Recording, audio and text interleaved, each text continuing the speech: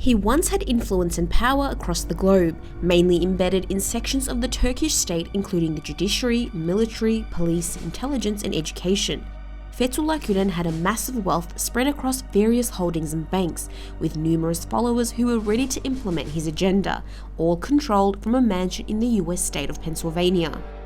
Dünyayı sırtınıza alıp taşıyabilecek güce ulaşacağınıza ne kadar, o kuvveti temsil edeceğiniz şeyler elinizde olacağına kadar, Türkiye'deki devlet yapısı ölçüsüne göre bütün anayasal müesseselerdeki güç ve kuvveti cephenize çekeceğiniz ana kadar her adım erken sayılır.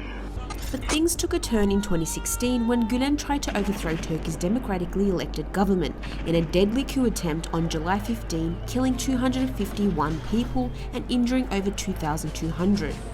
But the footage is showing us that there are military police on the bridge. They're not offering any explanation for why they are there.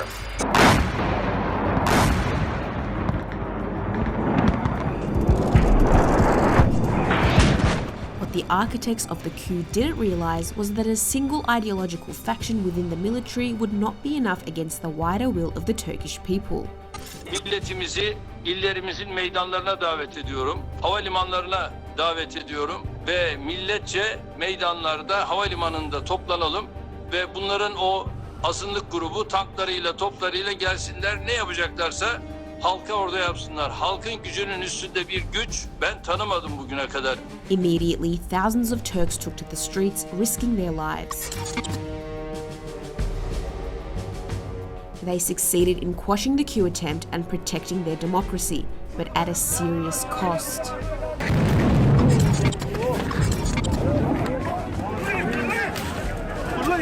Bu kalkışma bastırılmıştır. Ancak şehitlerimiz vardır.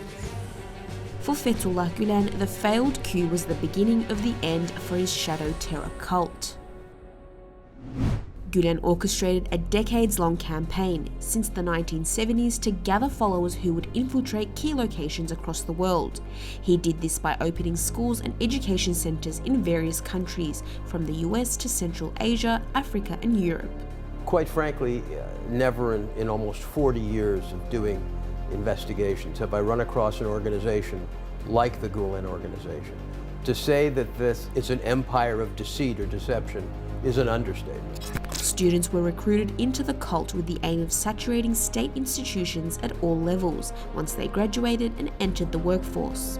The model was mainly used in Turkey but was also implemented across the world and was successful in manipulating Gulen's image abroad and establishing influence with politicians and foreign governments. It was also a method of funneling millions of dollars into the organization, but the failure of the 2016 coup dealt a blow to those plans and exposed much of how the terror group operates, leading Feto's power and influence across the world to decline. Many countries saw the cult as a potential threat, and at least 19 nations have consigned all former Feto schools and institutes away from the group, placing them under Turkey's Maarif Foundation, Turkey's leading global education foundation. Institutes and schools in other countries have either been sold, transferred to other education bodies, or have changed management, and some are in the process of being investigated for malpractice and fraudulent activity. Other schools have closed due to parents pulling their children out over fears of being ideologically indoctrinated. The terror group has also lost approximately 75% of its schools worldwide, but they still have a considerable presence in the US, where they have around 140 charter schools servicing 60,000 students and earning around $500 million annually.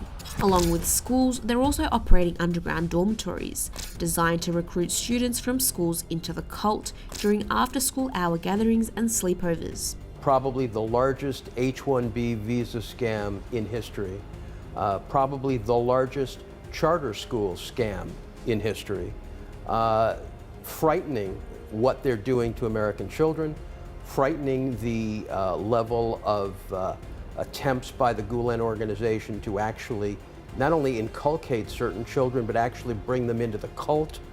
The level of scams going on around these schools is really hard to describe. The US has become a safe haven for the terrorist organization. Turkey argues that if officials don't investigate the illegal activities of Feto parties, they too will eventually face the consequences of having their democratic institutions infiltrated. For your average educated American, it's a story that's very difficult to absorb, to comprehend. It sounds so conspiratorial. Now, there's this man, a recluse somewhere in the Poconos mountains of Pennsylvania who could somehow engineer a coup attempt in Turkey. They think, how could this be true? Except it's true.